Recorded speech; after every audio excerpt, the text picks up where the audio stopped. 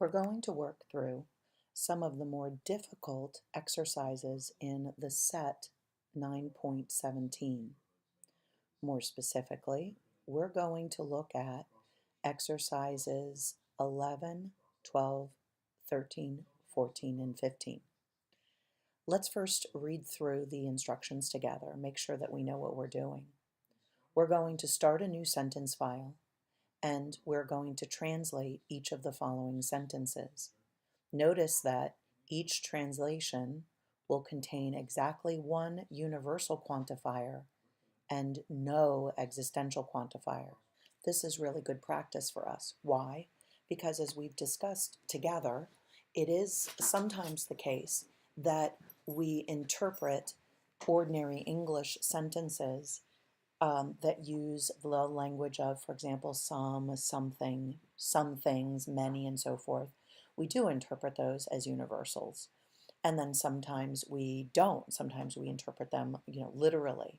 And very often, as we've talked about before, we want to preserve the literal translation for a couple of different reasons. All right, so let's take a look at exercise 11. A does not adjoin everything. And let's look at the note. The sentence is ambiguous. We want you to interpret it as a denial of the claim that A adjoins everything. So let's go ahead and start with that claim, A adjoins everything, and then let's see if we can get to the claim A does not adjoin everything.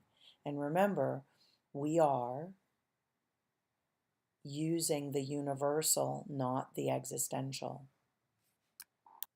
Okay, so here we are in our untitled sentence file. What I've written here is the note, right, that tells us that the goal is to reject the claim A adjoins everything, so that we end up with the claim A does not adjoin everything. Okay, so let's start by building our elements. We've got the predicate adjoins, and we're talking about A and a variable, right? So we're saying A adjoins entity. How many entities? Every entity. So we've got our universal. Okay, so right now we have a well-formed formula. A adjoins everything. Now here's a question for you. If A is the only thing that exists, then this claim has to be false. Even if A is not the only thing that exists, this claim is false. Why? Because, remember, the variable x can be replaced with, instantiated by, any name that you choose. There's nothing preventing you from saying that the variable x is replaced with A. Let me show you. Here's my A, my object A. Now, you and I both know that we couldn't say, in terms of what's physically possible, that A could adjoin itself, right? If we say A adjoins itself, we're making a false claim precisely because of the meaning of the relational predicate adjoins, right? It presupposes two or more objects. But there is nothing in the universally quantified sentence that would prevent us from instantiating the x to A. So I could very easily replace the variable with the name A. Okay, so that's just a bit of a discussion of what we're saying when we're talking about the universal. Now we've asserted this affirmative, but remember what we're asked to do. We're asked to say that A does not adjoin everything. Well, what's another way for us to say it? It is not the case that A adjoins everything. do we say negation? So it is not the case that for everything A adjoins it. Or do we say for everything, or for everything that exists, it is not the case that A adjoins it? Another way to say this is nothing is adjoined by A. That's really unwieldy, I know. So let's go ahead and try to see which one we mean by looking at another way of talking about the expression A does not adjoin everything. Now we're going to build a world, and I hope what we'll see when we do this is the, the fact that you can come up with a sentence that is true in a world, but not necessarily a sentence that is accurately reflective of the ordinary language original, that is the English original. In other words, the sentence may not be an accurate translation, even if the world that you build is such that the sentence comes out true.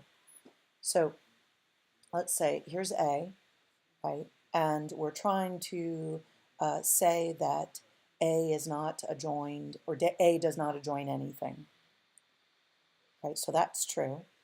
Now what if we move the negation out front, right? That was another option that we talked about. And here again, A, we've got a sentence that comes out true. So we should recognize that the negation on each side of, or sorry, let me rephrase that. The negation on one side of the universal versus the other side gives us two different sentences, that is, two different meanings. So how can they both come out true in this world? What's going on here? That's the question that we want to answer. Let's start answering that question by looking at our translations in worlds. So we're going to open up Claire's world, we're going to open up Wittgenstein's world, and we're going to open up Venn's world. Now, sentence 11 is specified in the Wittgenstein's world part of the exercise in the Venn's world. In addition, we'll see that the sentence should come out true in Claire's world, but we already know that we've got a world in which whether or not the negation is in front of or in back of the universal, we've got a true sentence. So Claire's world may not be helpful to us, but let's check it out. All right, so we have Claire's world open. We have the object A, and it is the case that there is not even one object. Sorry, I didn't mean to move the world that way. There is not even one object that adjoins A. Let's check the truth of this claim. Whoops, I got to be in the right sentence number. So the claim is true. What about if I change the location of my negation? It's still true. So what does this tell us? Well, so far, nothing. Let's gather some more evidence to see if we're thinking along the right lines, right? So remember, the question that is before us is whether or not we're saying the same thing when we have the negation on the right side or the left side of the universal. Wittgenstein's world. The sentence is true. Let's move the negation. Sentence is true. And lastly, Venn's world. The sentence is true. The sentence is true.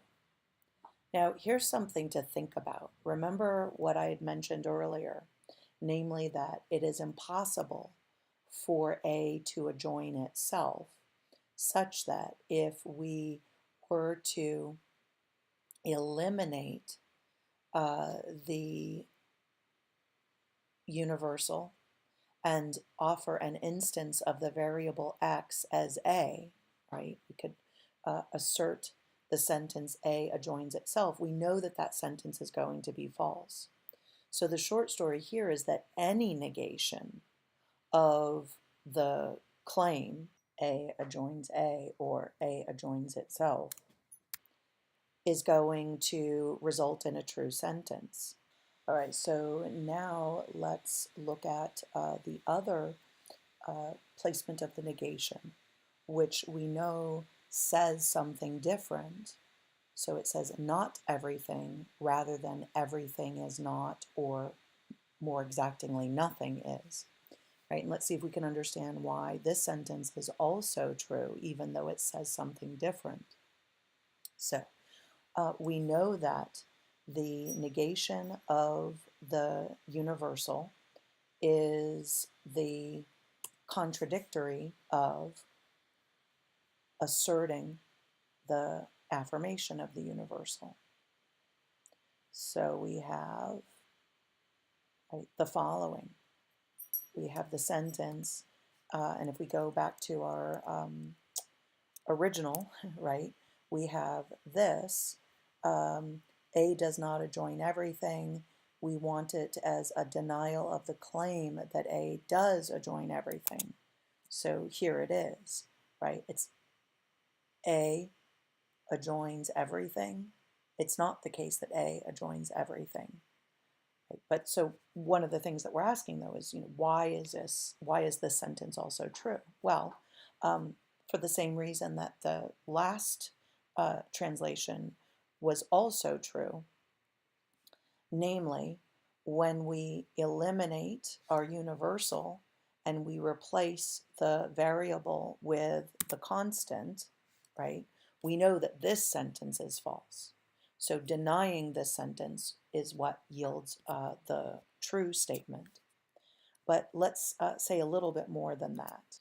All right, so the equivalence of the negated universal is an existential with the negation on its right side.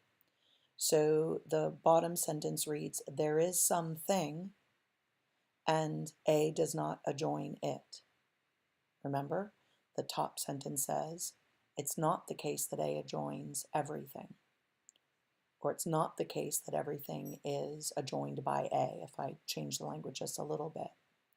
And when we read these two sentences, we can see how the articulation of the existential helps us to understand why this universal is correct. That is, the negation on the front of, at the front of the universal, right? But it also, I hope, helps us to see why, whether the negation is on the front or the back side, the sentences still come out true, right? So the not everything and everything not still comes out true in each of the worlds that we looked at. All right, let's continue on to the remainder of our sentences, and I'll try and move things along a little bit quicker.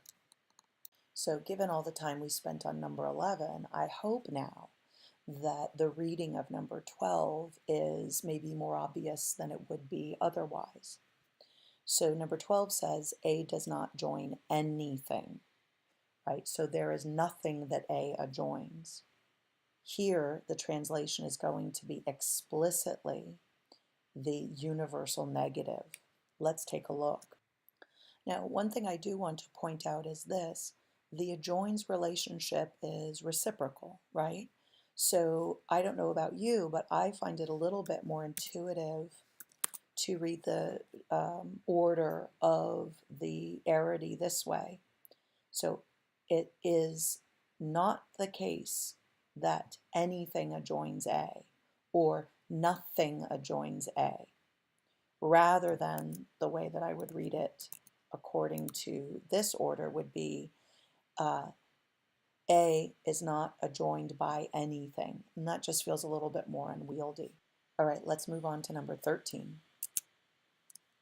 Number 13 involves more than one predicate, right? So the previous two sentences used the single predicate adjoined, adjoin rather, and adjoin is a multi-place predicate. Number 13 involves the right of relation and the cube object, sorry, I was going to say obstacle object, and then we have the individual constant a.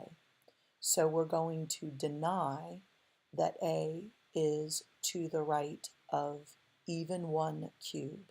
So one way that you might initially think about this is that it's not the case that there is even one cube to which a is to the right, or of which I should say a is to the right. But remember, we're using the universal. Okay, so let's go ahead and take a look at how this plays out. We have the following. For every x, if x is a cube, then it's not the case that a is to the right of it. Let's go back to the original ordinary English. A is not to the right of any cube. Now 14 and 15 are really interesting, so we might spend a couple minutes talking about these two. Number 14 reads as follows. If something is a cube, then it is not in the same column as either A or B. So here's a case where, again, we have the existential noun phrase something, but in the context of the sentence, it's a universal. In addition, number 15 says something is a cube if and only if it is not in the same column as either A or B. So let's go ahead and break each one of these sentences down. We know that we have cube, same column, and our individual constants. We also have the if-then relationship. We have a negation and a disjunction.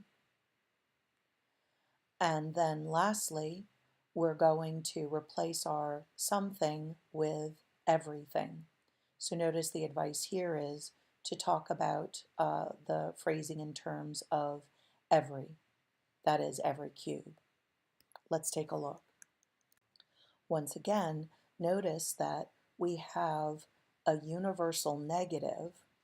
In other words, we have our standard translation insofar as standard translation for the universal negative insofar as we have our universal, antecedent, arrow, consequent with the negation in front of it, with the hook in front of it.